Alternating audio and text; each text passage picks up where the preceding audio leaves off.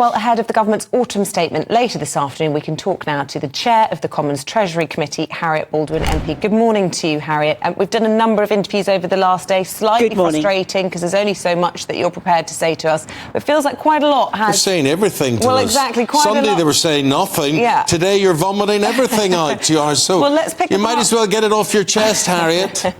Can we pick apart what we do know? It sounds like 28 million people can see some kind of tweak to their national insurance. And I just want to know the rationale behind why you've gone for that rather than unfreezing personal tax bans, because we know how much that kind of stealth tax upsets people.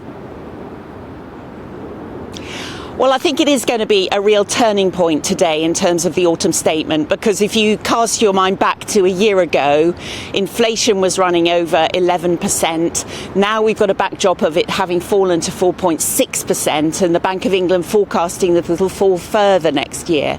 And so that's a backdrop where Jeremy Hunt, who had to raise taxes last year, can look actually at giving some of that back to the hardworking people of the UK. And so I think we will see that in today's autumn statement, although as a backbencher I haven't been given full sight of it. But what would be the reasoning that you would go specifically for national insurance as opposed to unfreezing these personal tax bans?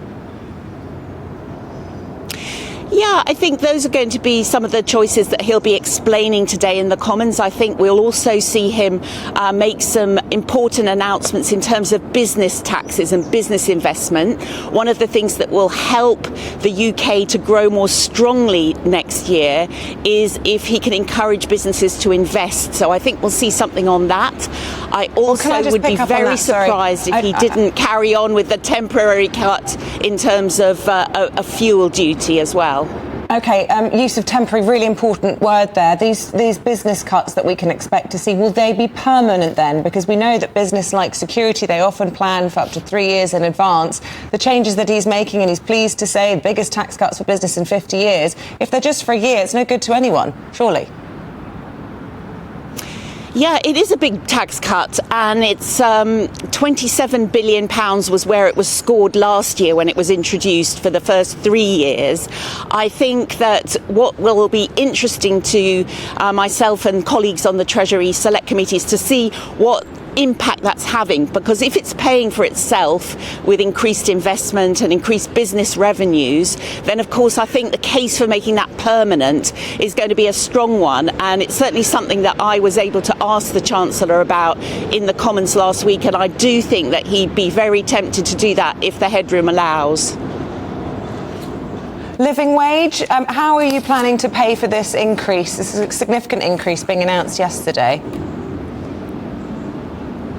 Yeah, I think that if you look at the numbers that the Office for Budget Responsibility has been publishing each month, we think that there's probably about £20 billion of headroom. And that's because you and I, through those frozen tax levels and also businesses, we have actually ended up paying more tax this year than was planned in last year's budget. So I think that today gives the Chancellor an opportunity to give some of that back to the hard-working businesses and people of this country so that we can grow the economy more rapidly next year. And forgive me, I'm not an economist. We talk a lot about this issue of having more headroom than we expected.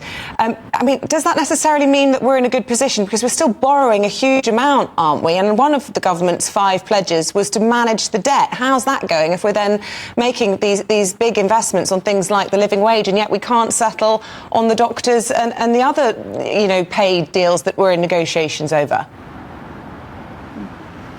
Yeah, I think you're absolutely right. We've got to be in a position today to be able to see that debt is continuing to fall. I think both the Chancellor and the Prime Minister have really made a point of emphasising that. I would continue to expect to see debt falling. And I think really importantly for them to make the contrast between the Labour Party policy of borrowing an extra £28 billion a year, which of course ends up on people's tax returns in due course. So I think there will be an opportunity today for the Chancellor to show a different economic approach to the Labour Party. Harriett, how are you feeling today? Do you feel when the announcement is made later on today that you're on an election footing?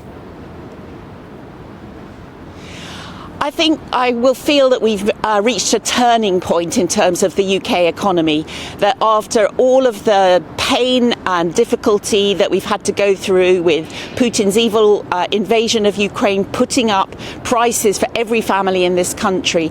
Yes, inflation is still too high. We still need to make sure that that gets back in its box. It's the worst tax on the British economy. It's a tax on every home and every household.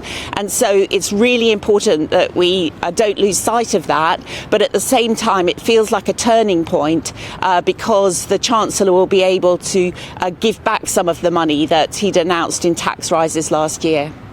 A make or break day for the Chancellor. Do you think that he's going to come out of this looking good? I think that he has, and I've said this, to him on the record in the Commons, and I've said he's been quite lucky as Chancellor, and I think to some extent he has, because the amount of the gas price last winter, for example, it could have been much worse.